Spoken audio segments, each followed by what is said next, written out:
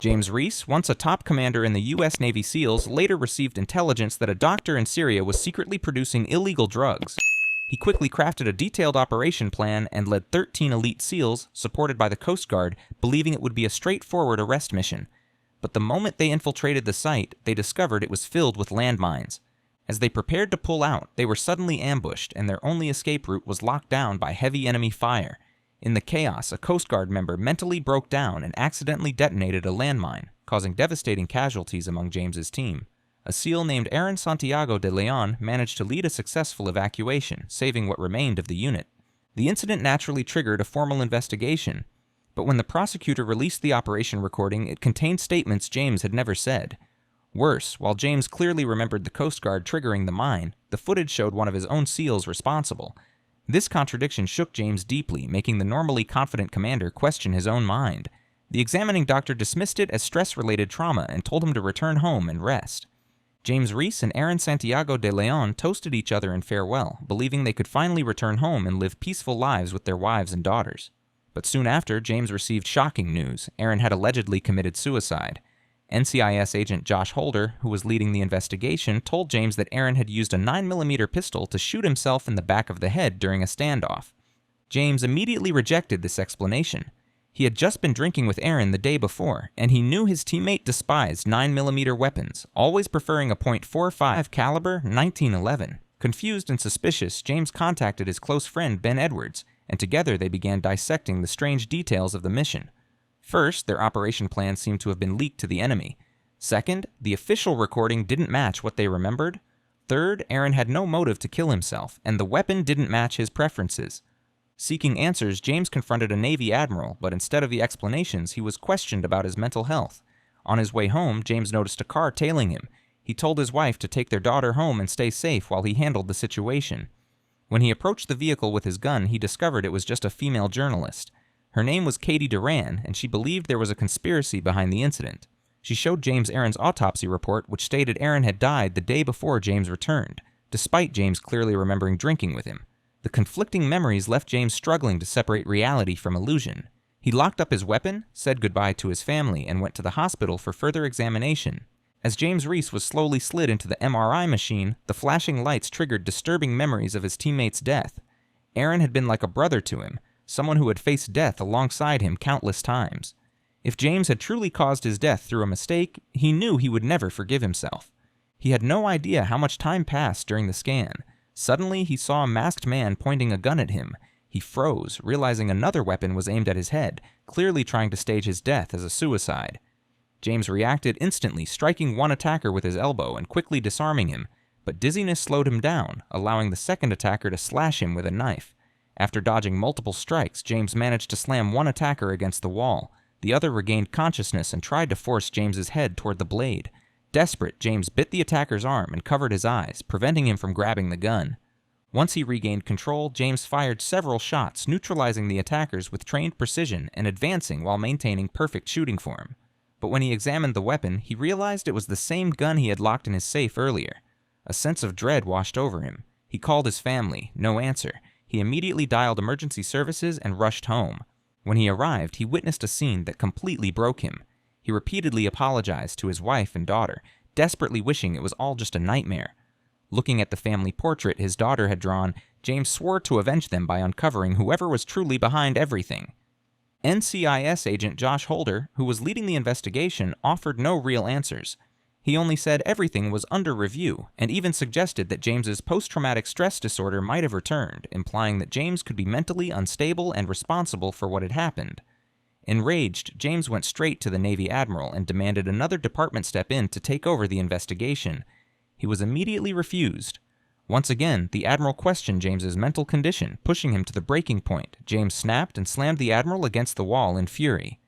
At that moment, Katie Buck found James again and showed him his medical diagnosis records. She had also discovered something disturbing.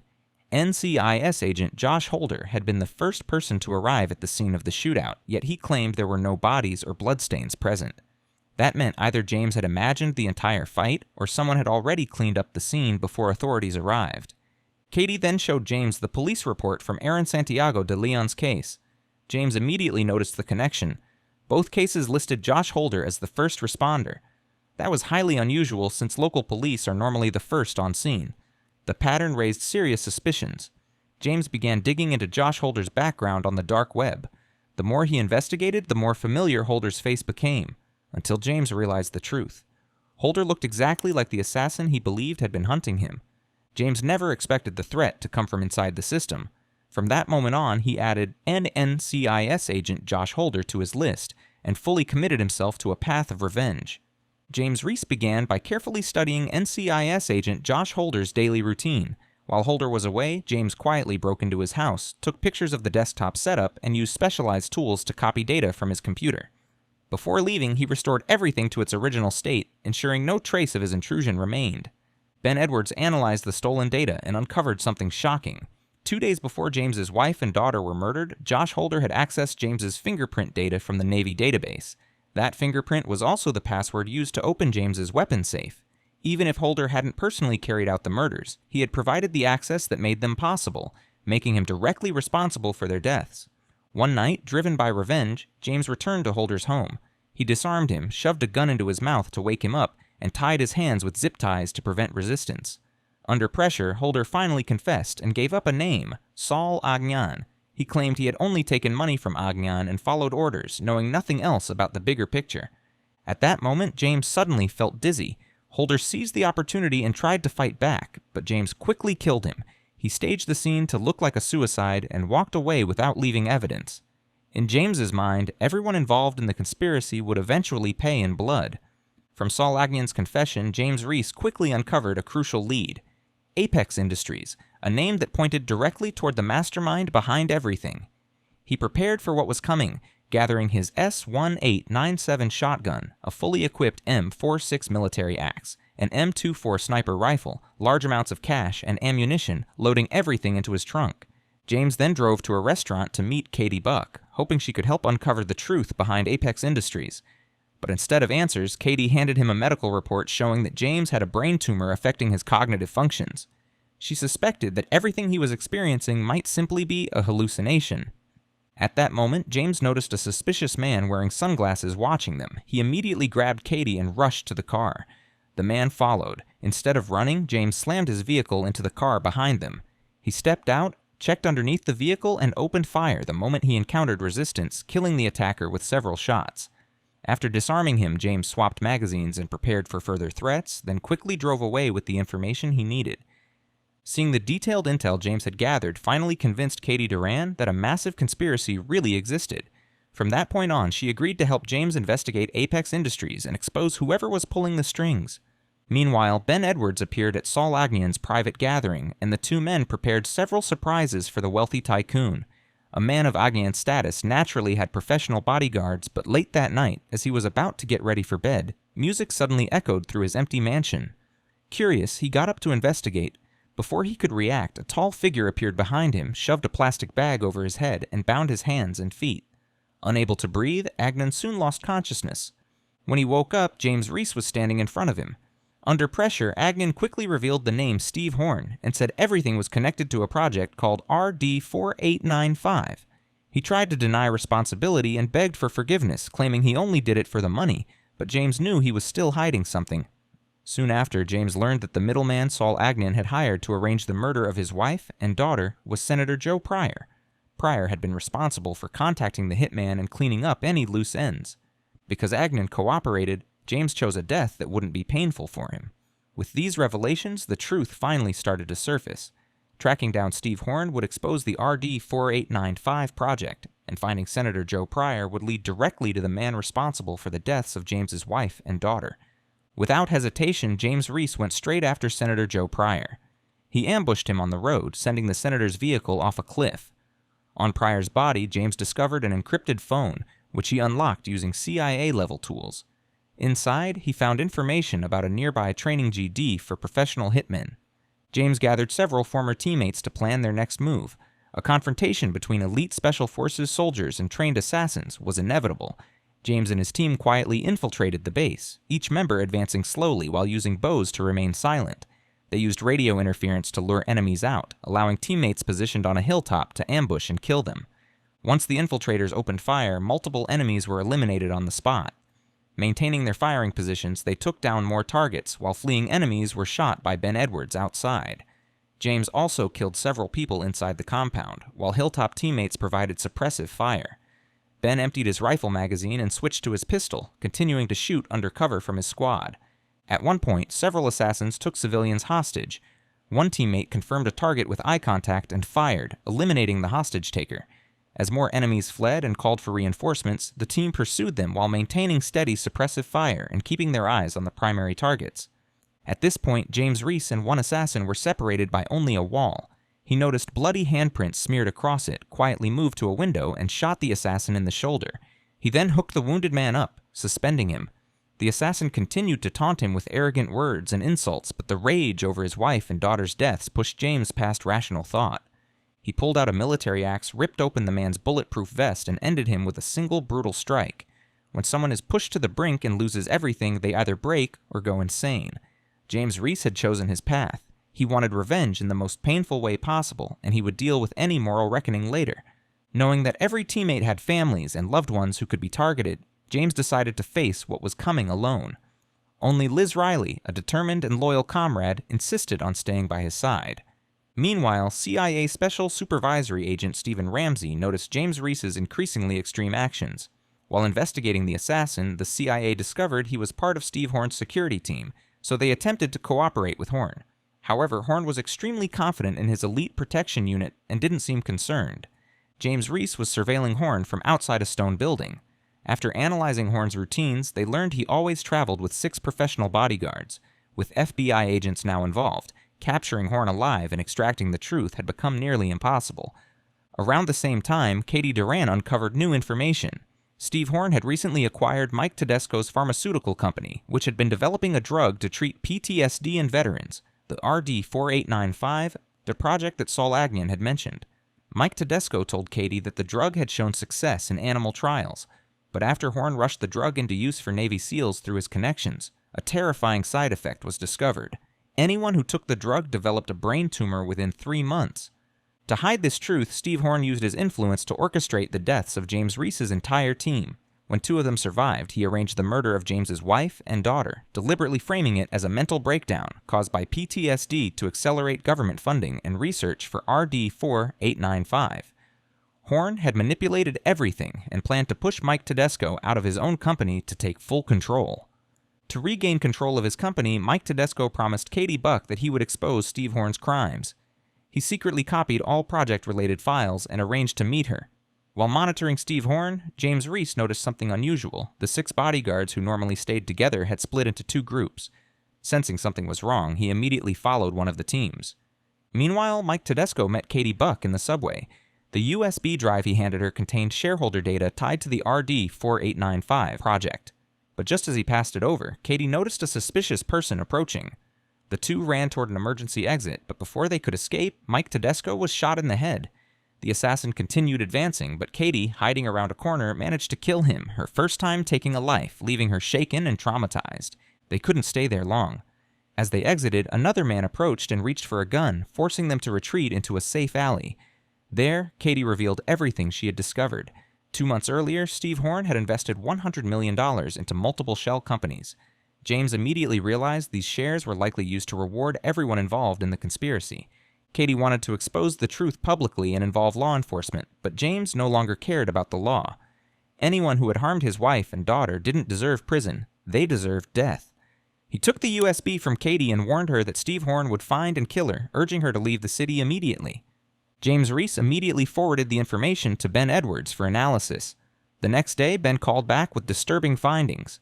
Everyone James had already eliminated was connected to the company, and the new names appearing suggested an even larger mastermind behind the conspiracy. Ben urged James to stay calm, warning that what was coming might be more than he could handle. But James had nothing left to lose. He refused to stop, even if everything collapsed around him. After the call, James took a deep breath and realized the people involved were high-ranking Navy officials. These powerful leaders had sacrificed elite SEALs for money, covered up the truth, and even ordered the murder of his wife and daughter. Furious, James decided to start with Steve Horn. He instructed Liz Riley to help acquire chemical agents, and preparing explosives was easy for a top SEAL. He personally modified a directional explosive device and prepared to strike. When Steve Horn exited the building under Katie Duran's escort, Liz Riley parked a car at the intersection to create a controlled blast zone and avoid civilian casualties. By the time NCIS and the FBI located Liz's vehicle, James was already ready to detonate. Katie Buck stepped in front of Horn, believing she had evidence and hoping he would confess and surrender. But Horn, who had manipulated everything for profit, didn't care. He had already cashed out, and the dead seals had earned him billions.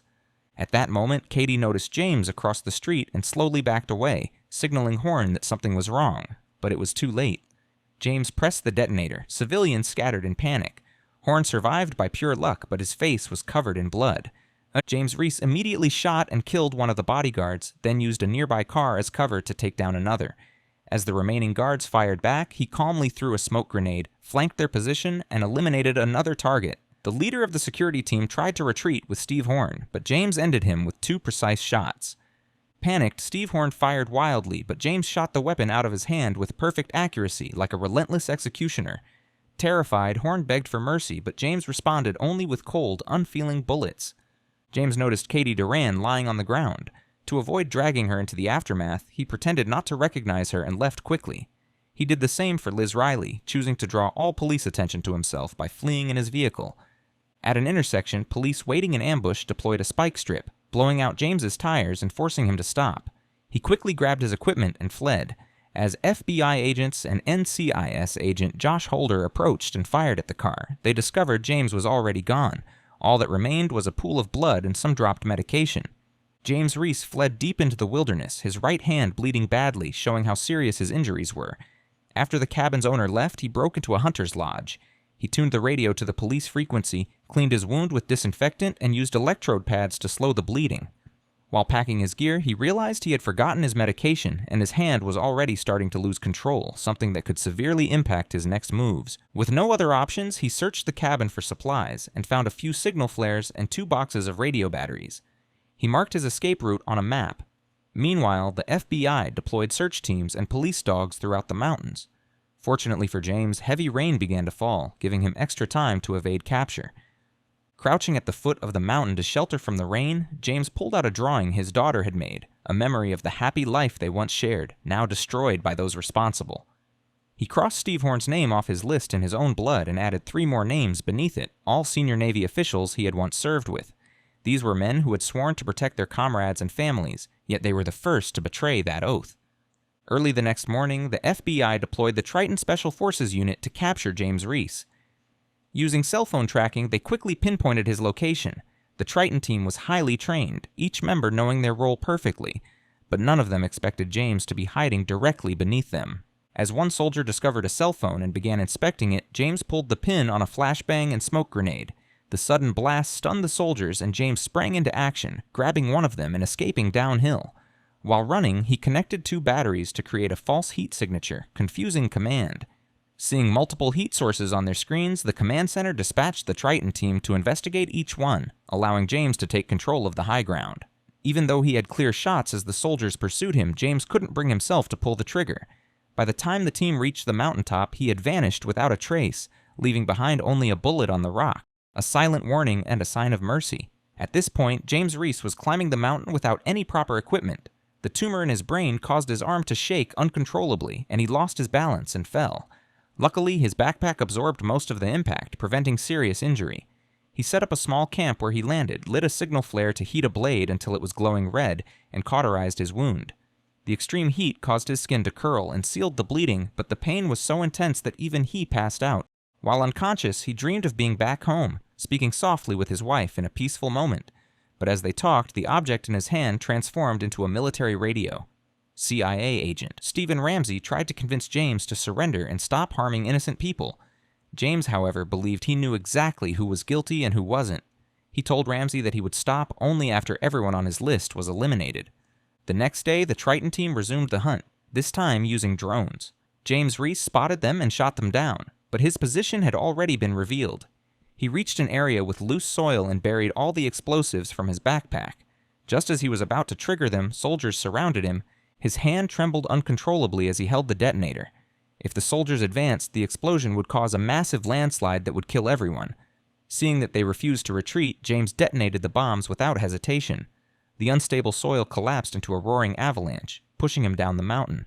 Fortunately, he wasn't seriously injured, but when he saw one soldier buried under the debris, he couldn't leave him behind.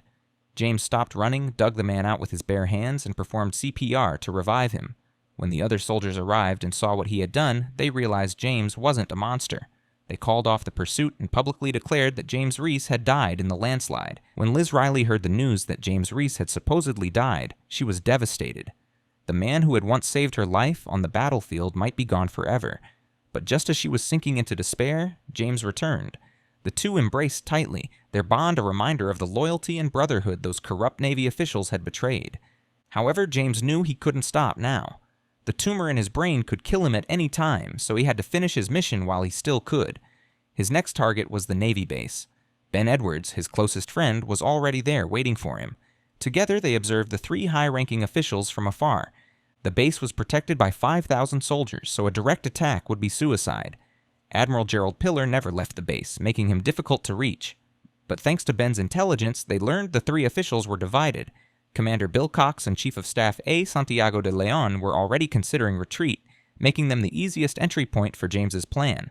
And that night, Captain Howard was preparing to flee with his family, unaware that Ben Edwards had already been waiting for him. Meanwhile, James Reece confronted Commander Bill Cox at a bar entrance, and the two immediately fought without exchanging words. Although Cox was physically strong and initially gained the upper hand, he underestimated James's resolve for revenge. James twisted Cox's arm and injected a sedative into his thigh. When Cox regained consciousness, he found himself tied to a wooden stake by James. Cox had once trained Navy SEALs, teaching James to trust his teammates and protect his family.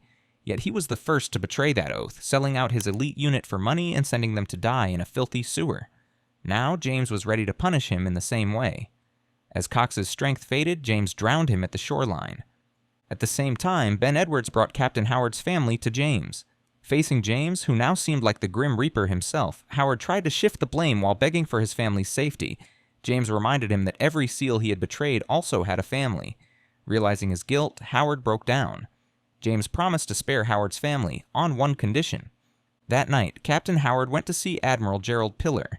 He was visibly nervous, constantly checking his watch. Piller asked what was wrong, and Howard handed him a phone. James Reece's voice came through the line. At first, Piller dismissed him, mocking James for thinking he could challenge 5,000 soldiers at a naval base alone.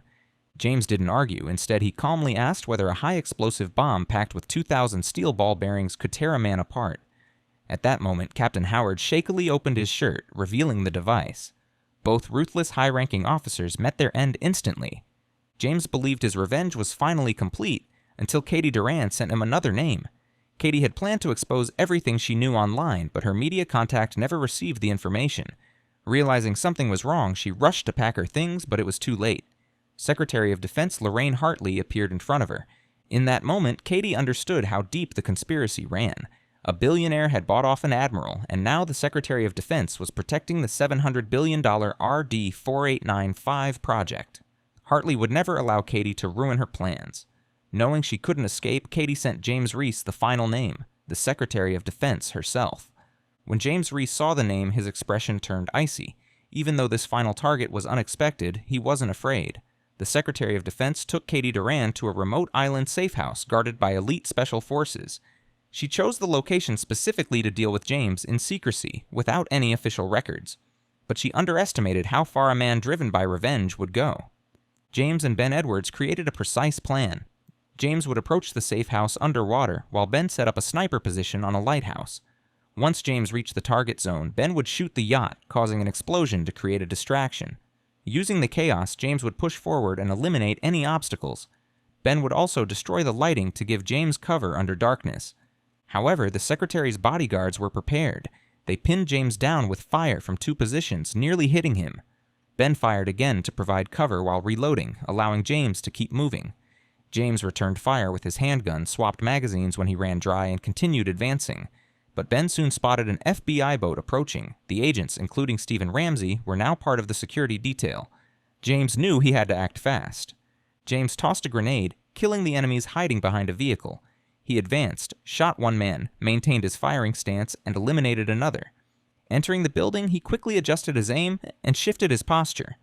After moving upstairs, he switched between his left and right hands as he advanced into a hallway that was easy to defend but difficult to assault. He deployed a smoke grenade, activated a thermal scope, and then threw a flashbang to clear the area. At the next corner, the final bodyguard was visibly terrified, raising his hands and opening a security door. Despite his caution, James chose to kill him anyway. Katie Duran stood in front of James and declared she would expose the Secretary of Defense. But the secretary understood her fate.